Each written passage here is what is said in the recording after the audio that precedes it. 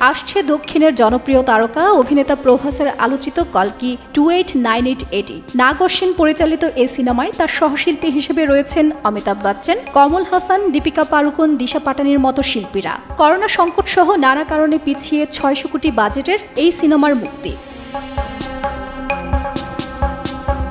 ভারতীয় সংবাদ মাধ্যমের তথ্যানুসারে কল্কি 289880 সিনেমাটির মুক্তির প্রথম দিনে সারা ভারতে 6,94,550টি অগ্রিম টিকিট বিক্রি হয়েছে।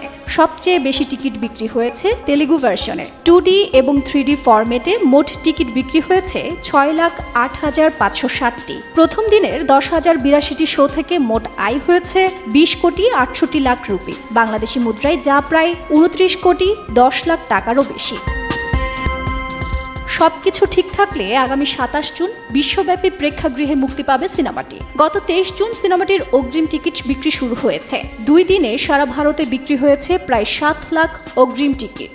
হিন্দি ও তেলুগু ভাষায় মুক্তির পাশাপাশি তামিল, মালায়ালম, কন্নড়, ইংরেজি সহ আরও কয়েকটি ভাষায় ডাবিং করে মুক্তি দেওয়া হবে সিনেমাটি।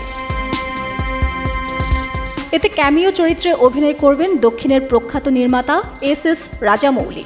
সিনেমাটিতে পৌরাণিক চরিত্র কল্কির ভূমিকায় দেখা যাবে প্রভাসকে, আর দীপিকা আসতে চলেছেন পদ্মার ভূমিকায়। অমিতাভ বচ্চনকে অশ্বমাথার মতো দাপুটে চরিত্রে দেখা যাবে। সিনেমাটিতে দেখা যাবে ভিএফএক্স এর চোখ ধাঁধানো সব কাজ।